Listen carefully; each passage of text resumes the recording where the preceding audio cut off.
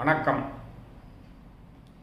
திருமந்திரா channel அன்பர்கள் அனைவருக்கும் என் அன்பான வணக்கத்தை தெரிவித்துக் கொள்கிறேன். நம்மளுடைய சேனலினுடைய டிஸ்கிரிப்ஷனை பார்த்தீங்கன்னா அதில் ஒரு வார்த்தை போட்டிருப்பேன். ஆன்மீகம், ஜோதிடம், சமூக விழிப்புணர்வு, இந்த 3 செக்மெண்ட்டில் நம்ம பதிவுகளை போட்டுக்கிட்டு இருக்கோம். ஆன்மீக சம்பந்தமாக பெரும்பாலும் திருமந்திரத்தை தழுவிய மற்ற பக்தி சம்பந்தமான சைவ சித்தாந்தம் சம்பந்தமான தகவல்களையும் தொடர்ந்து சொல்லிக்கிட்டு வரேன். அதே மாதிரி எனக்கு தெரிந்த ஜோதிட நுணுக்கங்கள், ஜோதிடம் சம்பந்தமான சுவாரஸ்ய தகவல்களையும் ஒரு பகுதியாக சொல்லிக்கிட்டு வரேன்.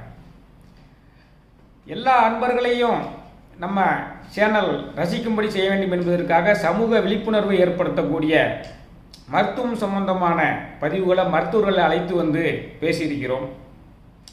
நிதி சம்பந்தமாக, நிதி மேலாண்மை சம்பந்தமாக நம்ம பொருளாதார நிபுணர்களை அழைத்து வந்து பேசியிருக்கிறேன். கல்வி சம்பந்தமாக அதற்குரியவங்களை அழைத்து வந்து பேசியிருக்கிறேன். மக்களுக்கு நம்பிக்கை ஊட்டக்கூடிய விதயமாக உன்னால் முடியும் தம்பி போன்ற தலைப்புகளில் பேசியிருக்கோம்.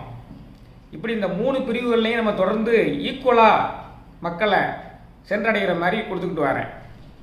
அதில் இன்றைக்கி மிகவும் வித்தியாசமான ஒரு பதிவை போடுறதுக்காக முயற்சி பண்ணுறேன். ரொம்ப காலத்துக்கு முன்னாலேயே என்னை கவர்ந்திழுத்த ஒரு திரை இசை பாடல். அந்த திரை இசை பாடல் 4 நிமிடங்கள் தான் ஓடும். அதில் பார்த்தீங்கன்னா கண்ணதாசனுடைய வரிகள்னு நினைக்கிறேன், அவராக தான் இருக்கணும் இந்த மாதிரியெல்லாம் எழுதுறதுக்கு. இல்லறத்தை நாடக்கூடிய ஒரு தலைவி, இல்லறத்தை நாடக்கூடிய தலைவி, துறவரத்தை நாடக்கூடிய தலைவன். தலைவி இல்லறத்தினுடைய இனிமையெல்லாம் சொல்லி, இல்லறத்தில் என்னென்னலாம் இனிமைகள் இருக்கிறது, இல்லற வாழ்வை அனுபவிப்பதற்கு வாருங்கள் என்று தலைவனை அழைப்பதும், துறவரத்தின் மேல் நாட்டம் கொண்டுள்ள அந்த தலைவன் இதெல்லாம் வேண்டாம், இதெல்லாம் தற்காலிக இன்பம்தான், பேரின்பம்தான் சிறந்தது, இதெல்லாம் உலகத்தில் நம்ம அனுபவிக்கக்கூடிய துன்பத்தினுடைய தொடக்கம் என்பது அவன் சொல்வதும் மாறி மாறி அவங்க 2 பேரும் பேசுகிற மாதிரி உள்ளது. 4 நிமிஷத்துக்குள்ளேயே இல்லறவியலை பற்றி தலைவியும் துறவரவியலை பற்றி தலைவனும் சொந்து ஒரு பட்டிமன்றம் மாதிரியே ஒரு விவாதத்தை நடத்துகிற மாதிரி உள்ள அற்புதமான பாடல். ரொம்ப காலத்துக்கு முன்னாலேயே நான் படிக்கக்கூடிய காலங்களிலேயே என் மனதை கவர்ந்திழுத்த பாடல்.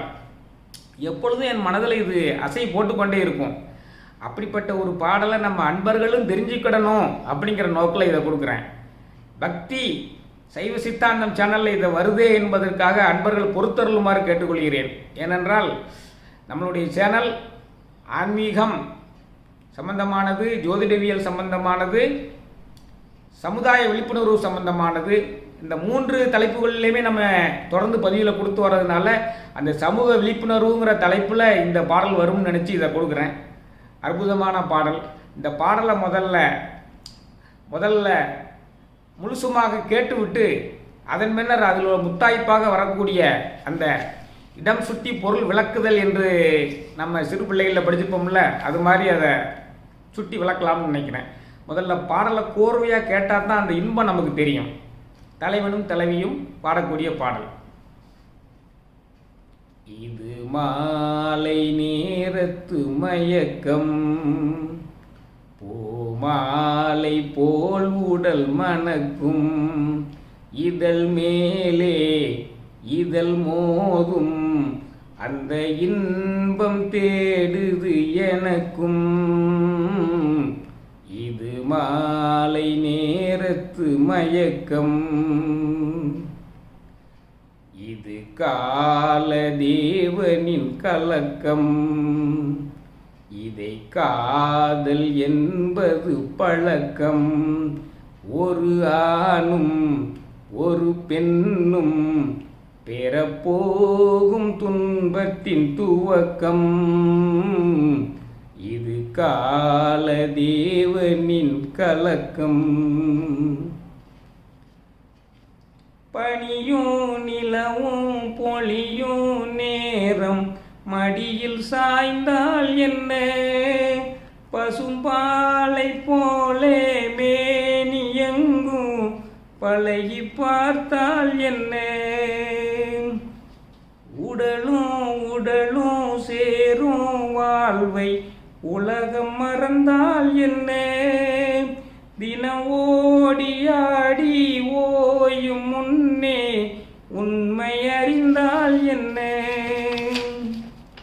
உறவுக்கு மேலே சுகம் கிடையாது அணைக்கவே தயக்கம் என்ன, இது ஓட்டை வீடு 9 வாசல் இதற்குள்ளே ஆசை என்ன, இது மாலை நேரத்து மயக்கம், முனிவன் மனமோ மயங்கும் பூமி மோக வாசல் தானே, மனம் மூடி மூடி பார்க்கும் போதும் தேடும் பாதை தானே,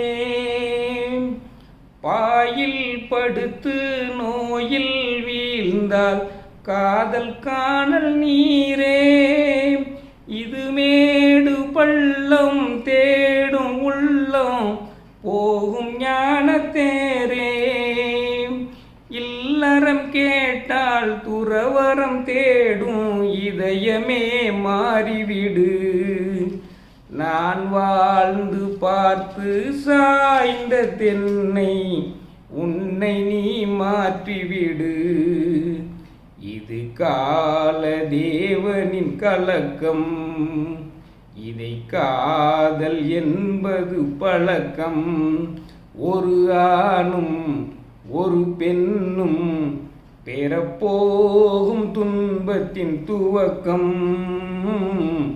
இது கால தேவனின் கலக்கம். எப்படி இருக்கு பார்த்தீங்களா பாடல்?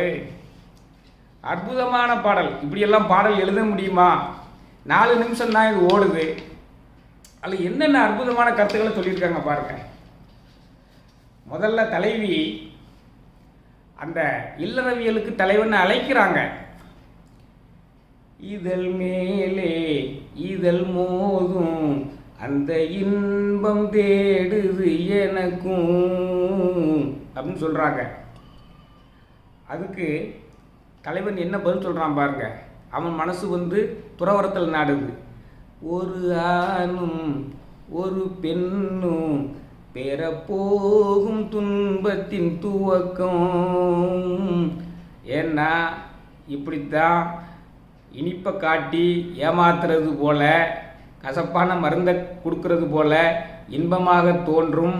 ஆனால் அது அந்த குடும்ப சுமையை 6 to 60 வரை சுமக்க வைக்கும் என்று அவன் நழுவி ஓட முயற்சி பண்ணுறான்.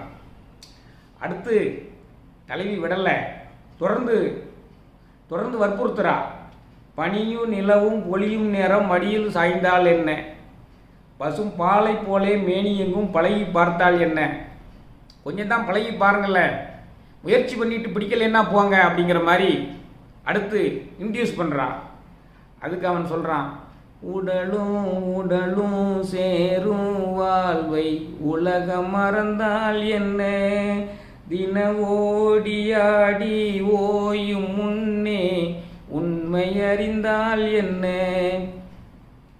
நீ ஆடி ஓடி பின்னால் உடல் நலிவுற்று போவதை இப்பொழுதே உணர்ந்து கொண்டு ஓரமாக ஒதுங்கி துறவரவியலை நாடி சிவயனமயனை சிந்தித்து இருந்தால் என்ன என்று அவன் மறுத்து பேசுகிறான்.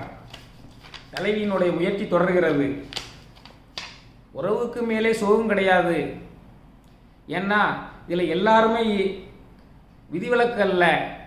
விஸ்வாமித்திர முனிவர் மேனையிடம் மயங்கி விடவில்லையா அப்படின்னு சொல்லி முனிவரையே உதாரணமாக காமிக்கிறான். முனிவன் மனமோ மயங்கும் பூமி மோக வாசல் தானே. விஸ்வாமித்திர முனிவர் மேனையிடம் மயங்கினான், இந்திரன் அகலியிடம் மயங்கினான். இப்படி யாருமே இது விதிவிலக்கு அல்ல, நீங்கள் மட்டும் என்ன விதிவிலக்கா அப்படின்னு சொல்லி கேட்குறான். ஏன்னா மனம் மூடி மூடி பார்க்கும் போதும் தேடும் பாதை தானே. நீ என்னதான் மனக்கட்டுப்பாடோடு இருந்தாலும் விஸ்வாமித்திரனை போல இந்திரனை போல ஒரு நாள் மனக்கட்டுப்பாட்டை இழந்து பெண்ணின்பத்தை நாடி வரத்தானே போகிறாய். இன்றே வந்தால் என்ன என்னும் பொருள் பெறுமாறு கூறுகிறார். தலைவன் உறுதியான மனநிலை உடையவனை போல தெரிகிறது.